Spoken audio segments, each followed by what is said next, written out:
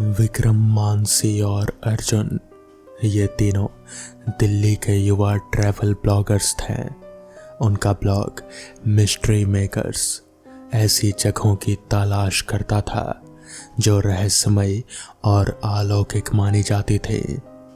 उन्होंने भारत के कई हॉन्टेड किलों और जंगलों पर ब्लॉग लिखे थे, लेकिन अब उन्हें कुछ ऐसा चाहिए था जो बिल्कुल अलग और अनोखा हो।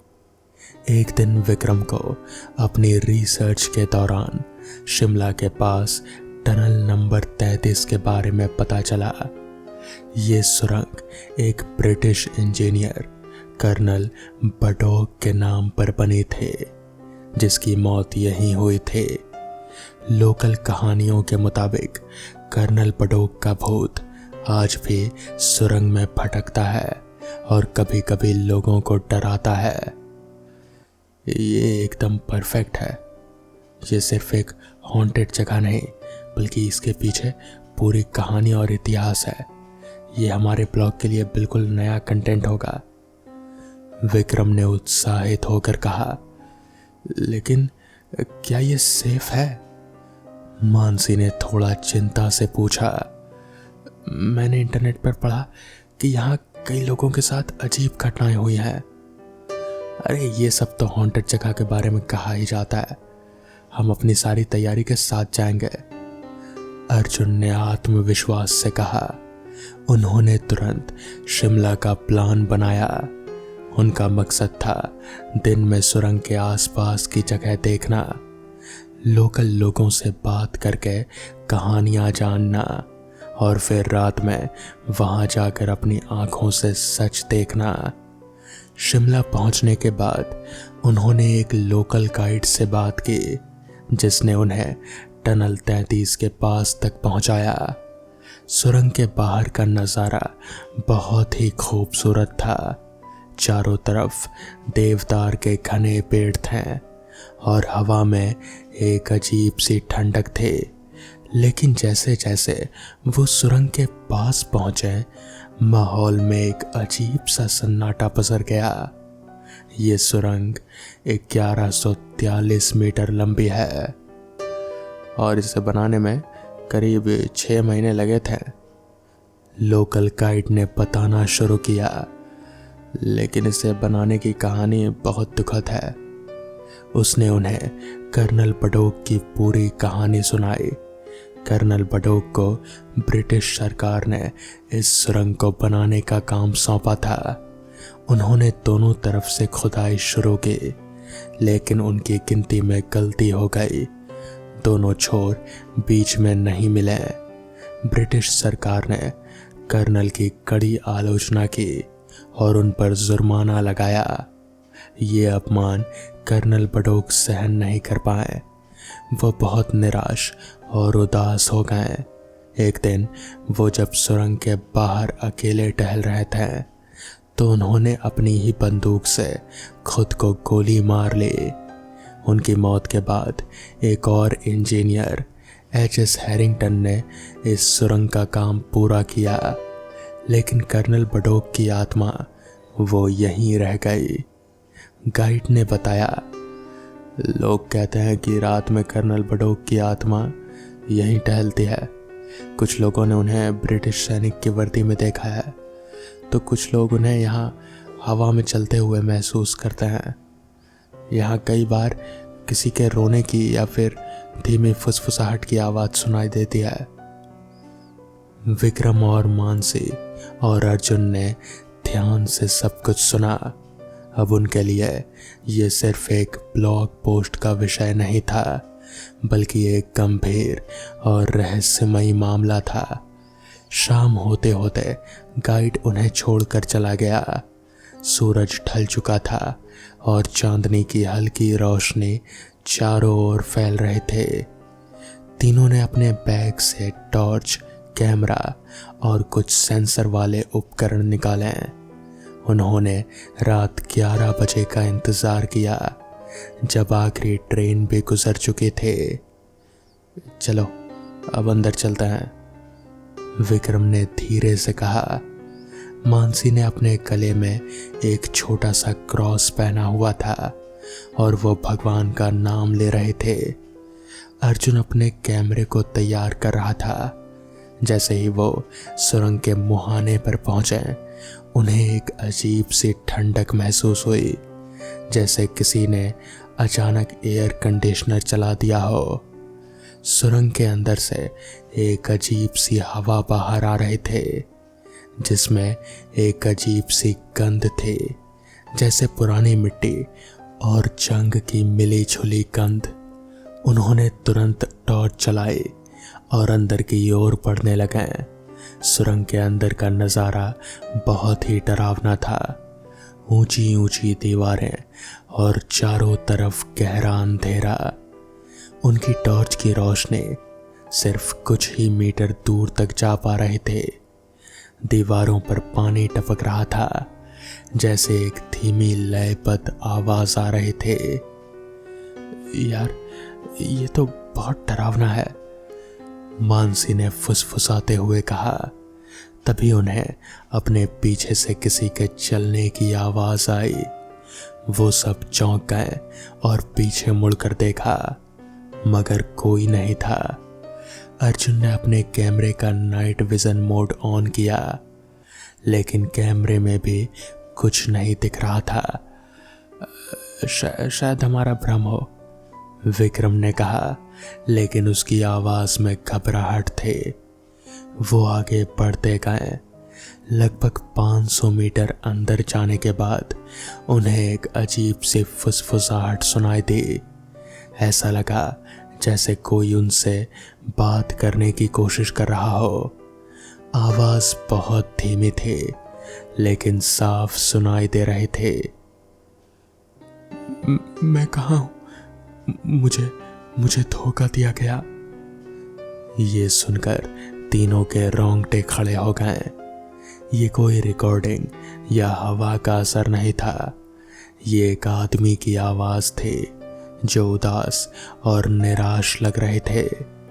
अर्जुन ने तुरंत अपना कैमरा आवाज की ओर घुमाया। तभी कैमरे की स्क्रीन पर एक सफेद सी धुंधली आकृति दिखाई दी, जो धीरे धीरे उनके पास आ रहे थे। ये तो वही है, मानसी ने डर से कहा। जैसे ही वो सफेद आकृति उनके पास आई, वो एक ब्रिटिश सैनिक की वर्दी में एक बूढ़े आदमी में बदल गई। उसका चेहरा बहुत ही उदास था और उसकी आंखें खाली थे। ये कोई हॉरर फिल्म का सीन नहीं, बल्कि हकीकत था। वो आदमी कर्नल बडोक का भूत था। कर्नल बडोक ने उनकी ओर देखा और एक धीमी दर्द भरी आवाज में कहा, तुम मेरे रास्ते में क्यों आए हो? मुझे मेरी शांति चाहिए। उसकी आवाज सुनकर मानसी बेहोश होकर जमीन पर गिर पड़ी। विक्रम और अर्जुन डर से कांप रहे थे। उन्होंने अपनी टॉर्च और कैमरा छोड़ दिया और भागने की कोशिश की, लेकिन उनके पैर जाम हो गए थे। कर्नल बडोक ने आगे बढ़कर अर्जुन के कंधे पर हाथ रखा। उसका हाथ बहुत ही ठंडा था, जैसे बर्फ हो। अर्जुन को महसूस हुआ और जैसे उसकी आत्मा उसके शरीर के बाहर खींची जा रही हो। उसकी आंखें लाल हो गईं और वो दर्द से चीखने लगा। मैं हार गया, अर्जुन ने दर्द से कहा। उन्होंने मुझे धोखा दिया। वो कर्नल बडोक की तरह बातें करने लगा। विक्रम ने तुरंत अर्जुन के कंधे से कर्नल के हाथ को हटाने की कोशिश की, लेकिन उसका हाथ पत्थर की तरह भारी था। विक्रम ने हिम्मत करके चिल्लाया, कर्नल, हम आपको यहाँ परेशान करने नहीं आए हैं। हम बस आपकी कहानी जानना चाहते हैं। प्लीज हमें जानने दीजिए। उसकी आवाज सुनकर कर्नल बडोक ने अर्जुन के कंधे से हाथ हटाया। अर्जुन जमीन पर गिर गया और बेहोश हो गया। कर्नल ने विक्रम की ओर देखा। उसकी आंखों में एक अजीब सी चमक थी। तुम मेरी कहानी जानना चाहते हो? कर्नल ने धीमी आवाज में कहा। मेरी कहानी वो यहीं खत्म हो गई थी जब मुझे धोखा दिया गया था, जब मुझे अपमानित किया गया था। मुझे सिर्फ मेरी सुरंग चाहिए। अचानक कर्नल बड़ोक की आकृति हवा में गायब हो गई और सुरंग में एक तेज हवा का झोंका आया, जिससे उनका सारा सामान हवा में उड़ने लगा। विक्रम ने किसी तरह मानसी और अर्जुन को उठाया और उन्हें लेकर सुरंग के मुहाने की ओर भागा। जैसे तैसे वो सुरंग से बाहर निकले। रात का अंधेरा अभी भी गहरा था, लेकिन वो महसूस कर रहे थे कि वो मौत के मुंह से वापस आए हैं। उन्होंने अपनी बाइक स्टार्ट की और मसूरी की ओर भागे। अगले दिन सुबह उन्होंने अर्जुन और मानसी को एक डॉक्टर को दिखाया। डॉक्टर ने कहा कि अर्जुन का मानसिक संतुलन थोड़ा बिगड़ गया है और उसे आराम की ज़रूरत है। मानसी को भी गहरा सदमा लगा था। विक्रम ने अपने ब्लॉग पर वो कहानी लिखी जो उसने कर्नल बड़ोक से सुने थे। उसने पूरी घटना को विस्तार से बताया, लेकिन लोगों को लगा कि ये सिर्फ एक फैंटेसी है। कोई भी उस पर विश्वास नहीं कर पाया। आज भी जब कोई ट्रेन टनल 33 से गुजरती है तो कई यात्रियों को एक अजीब सी ठंडक महसूस होती है। कुछ लोगों ने दरवाजे पर किसी के नाखून के खरोंच की आवाज़ सुनी है और कुछ ने दूर से एक ब्रिटिश सैनिक की धुंधली परछाई को देखा है, जो हमेशा अपनी सुरंग के बाहर उदास खड़ा रहता है। विक्रम, मानसी और अर्जुन अब भी दोस्त हैं, लेकिन उन्होंने कभी किसी और रहस्यमयी जगह की तलाश नहीं की। वो जानते हैं कि कुछ कहानियाँ सिर्फ कहने के लिए नहीं होती, बल्कि उन्हें महसूस करने और अनुभव करने के लिए होती हैं। और कर्नल बड़ोक की कहानी सिर्फ एक दुखद अंत नहीं था, बल्कि एक ऐसी आत्मा का दर्द था जो आज भी उस सुरंग में अपनी पहचान और अपनी सम्मान की तलाश में भटक रही है। तो दोस्तों, ये थी आज की पहली कहानी। तो चलिए बढ़ते हैं आज की दूसरी कहानी की ओर। हर गांव की कुछ पुरानी कहानियां होती हैं, लेकिन रामपुर की कहानी अब भी जिंदा है, क्योंकि इसका किरदार कभी मरा ही नहीं। रामपुर उत्तर भारत के एक सुदूर इलाका, जहां समय मानो थम सा गया था। चारों ओर हरियाली, पुराने मिट्टी के मकान और गलियों में वो पुरानी बातें जो दादी नानी की कहानियों से निकलकर कभी खत्म नहीं हुए थे। इस गांव में एक नाम बहुत मशहूर था, डॉक्टर शेखर। कहते हैं उनकी दवाइयों में कोई जादू था। लोग मीलों दूर से इलाज के लिए आते थे, लेकिन जितने रहस्यमय उनके इलाज थे, उतनी ही रहस्यमय थी उनकी जिंदगी। डॉक्टर शेखर अकेले रहते थे। उनका क्लिनिक गांव से थोड़ी दूरी पर एक पुराने बरगद के पेड़ के पास था। वो हमेशा कहते हैं, इलाज का वक्त दिन हो या रात, बीमारी का कोई समय नहीं होता। लोग उन्हें भगवान मानते थे, पर एक रात सब कुछ बदल गया। तेज तूफान, जोरदार बारिश, बिजली की कड़कड़ाहट, पूरा रामपुर कांप उठा। लोगों ने खिड़कियां बंद की, दरवाजे बंद किए, पर डॉक्टर शेखर का क्लिनिक खुला था। भूतिया माहौल में चुपचाप खड़ा पुराना मकान। सुबह जब सब कुछ शांत हुआ, लोग आने जाने लगे, तो एक अजीब सा सन्नाटा छाया हुआ था। किसी ने डॉक्टर को नहीं देखा, ना घर में ना क्लिनिक में। उनका बिस्तर खाली था और क्लिनिक के टेबल पर खून के धब्बे थे। गांव में अफवाह फैल गई, डॉक्टर मर गए हैं। नहीं, वो गायब हो गए हैं। शायद कोई उन्हें उठा ले गया। और फिर शुरू हुआ डर का असली खेल। कुछ ही दिन बाद लोग कहने लगे कि रात के 12 बजे डॉक्टर का क्लिनिक अब भी खुलता है। वहाँ रोशनी जलती है, कभी कभी किसी की परछाई दिखती है। और एक बुजुर्ग ने बताया, मैंने उसे देखा काले कोट में, मुझसे बोला इलाज जरूरी है, अंदर आओ। गांव वालों ने जाना छोड़ दिया, क्लिनिक के पास जाना मना हो गया। लेकिन एक लड़का था, श्याम, जो इस डर को नजरअंदाज कर गया। श्याम एक सीधा साधा लड़का था। उसका पिता हफ्तों से बीमार था। गांव के वैद्य ने जवाब दे दिया था। और तब किसी ने धीरे से कहा, अगर हिम्मत है तो रात 12 बजे डॉक्टर के क्लिनिक जाना, वो अब भी इलाज करता है। श्याम ने सोचा, अगर ये सच है तो मैं अपने पिता को बचा सकता हूँ। रात के 12 बजते ही श्याम अपने पिता को लेकर क्लिनिक पहुंचा। चारों ओर सन्नाटा, पुराना बरगद हवा में हिल रहा था। खिड़की से हल्की नीली रोशनी निकल रहे थे और दरवाजा खुद ब खुद खुल गया। अंदर से आवाज आई, आ जाओ, मैं तुम्हारे पिताजी का ही इंतजार कर रहा हूँ। श्याम की रीढ़ की हड्डी में एक सिहरन दौड़ गई।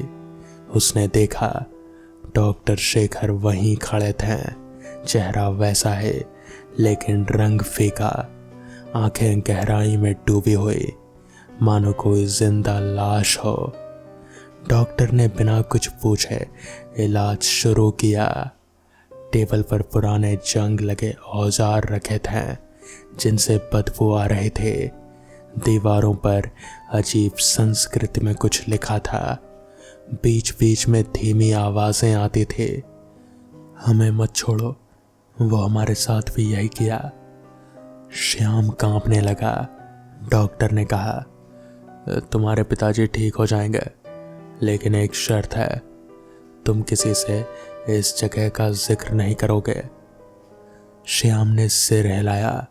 वो डॉक्टर के डरावने चेहरे से आंख मिलाने की हिम्मत नहीं कर पा रहा था। इलाज पूरा हुआ और जैसे ही श्याम बाहर निकला, डॉक्टर की आवाज गूंजी, अगर किसी को बताया तो मैं लौटूंगा और फिर हमेशा के लिए तुम्हारे साथ ही रहूंगा। श्याम घर पहुंचा और चमत्कार हो गया। उसके पिताजी एकदम ठीक हो गए थे।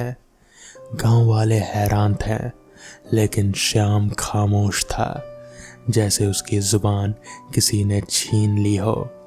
रात बीतती गई, लेकिन कुछ अजीब होने लगा। श्याम अब रात को सोता नहीं था। आईनों में अजनबी चेहरों की परछाइयां दिखते थे। कभी दीवारों पर खून से कुछ लिखा होता था, अब तुम हमारे बीच हो। एक दिन उसकी माँ ने देखा श्याम खुद अपने चेहरे पर चाकू चला रहा था और बड़बड़ा रहा था, मैं डॉक्टर हूं, इलाज जरूरी है।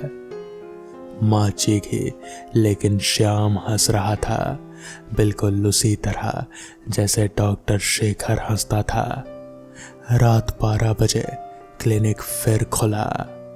आधी रात के मरीज उस रात बरसों बाद डॉक्टर का क्लिनिक फिर से खुला, लेकिन इस बार अंदर डॉक्टर शेखर नहीं थे। वहां श्याम बैठा था, सफेद कोट में, चेहरे पर वही डरावनी मुस्कान और हाथ में जंग लगा हुआ औजार।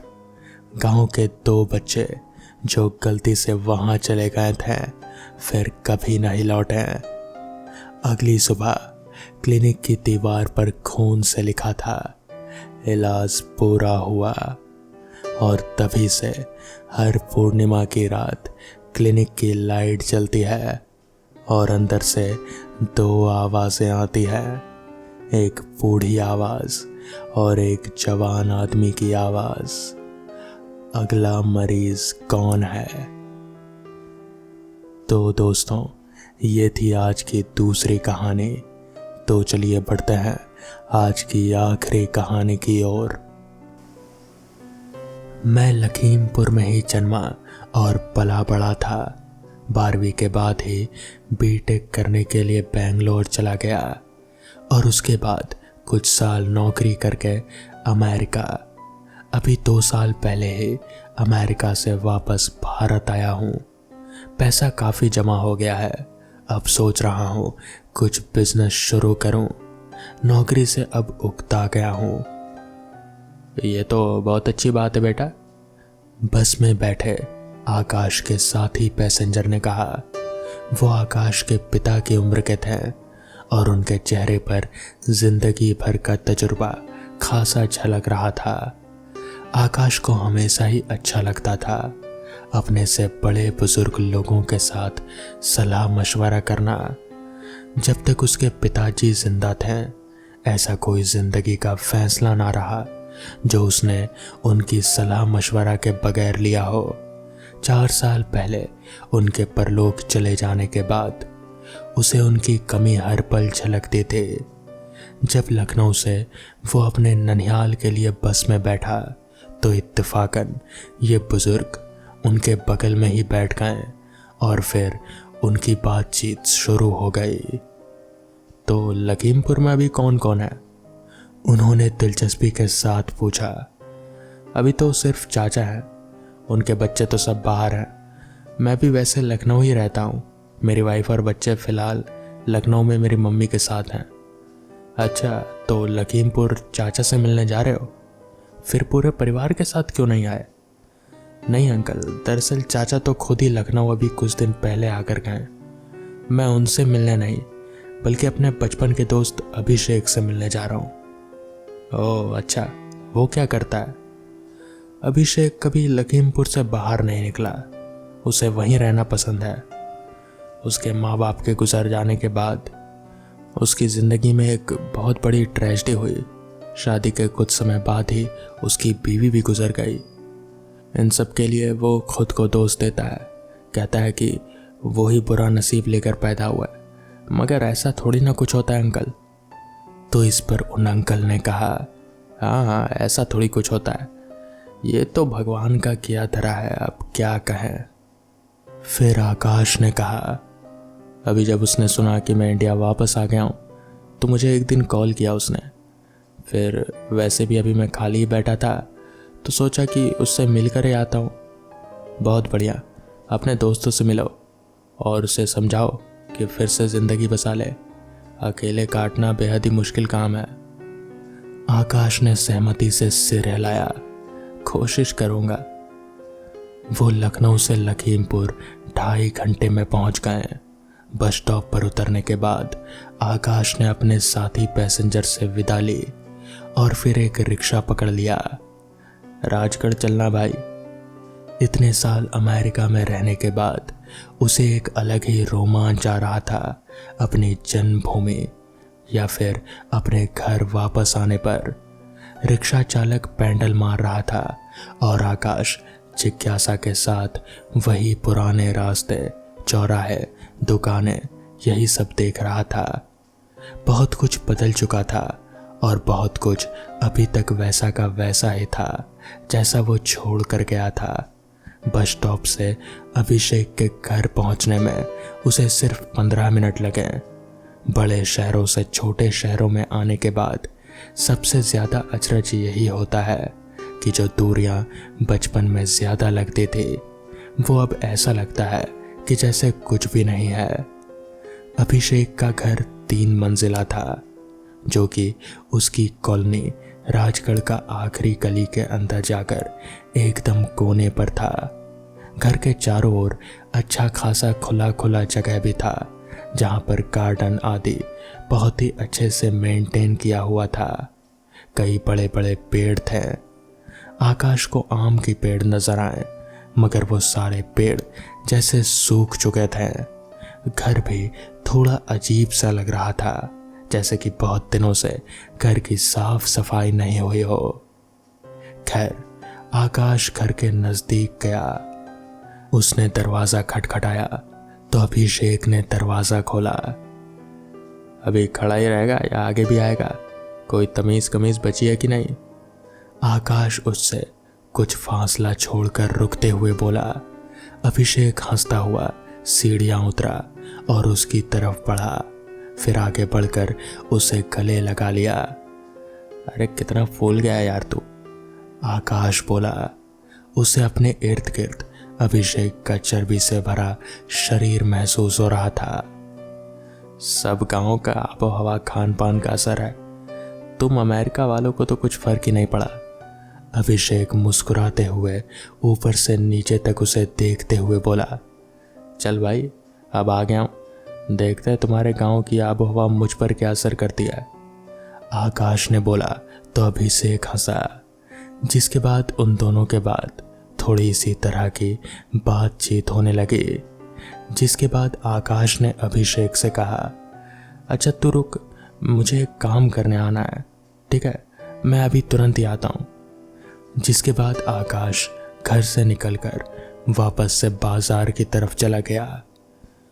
दरअसल आकाश अभिषेक के घर काफी सालों के बाद आया था और वो इस तरह से खाली हाथ नहीं आना चाहता था, मगर उसे याद ही नहीं रहा, इसलिए वो बाजार मिठाइयाँ खरीदने गया था। उसे पास ही में राजीव चाचा की दुकान दिखी। वो राजीव चाचा को बहुत अच्छे से जानता था। राजीव चाचा अभिषेक और आकाश को बचपन से जानते थे। वो वहाँ पर मिठाइयाँ खरीदने गया। राजीव चाचा को उसे पहचानने में थोड़ी दिक्कत ज़रूर हुई, मगर फिर उनके कहने पर वो उसे पहचान गए। राजीव चाचा ने आकाश को कहा, बहुत अच्छा हुआ बेटा तुम आ गए, अभिषेक के बारे में सुनकर बड़ा बुरा लगा। तो इस पर आकाश ने हैरान होते हुए राजीव चाचा से पूछा, अभिषेक के बारे में क्या? तो इस पर राजीव चाचा ने कहा, तुम्हें बताया नहीं किसी ने?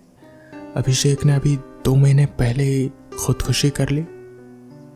ये सुनकर तो आकाश के पैरों तले जमीन ही खिसक गई।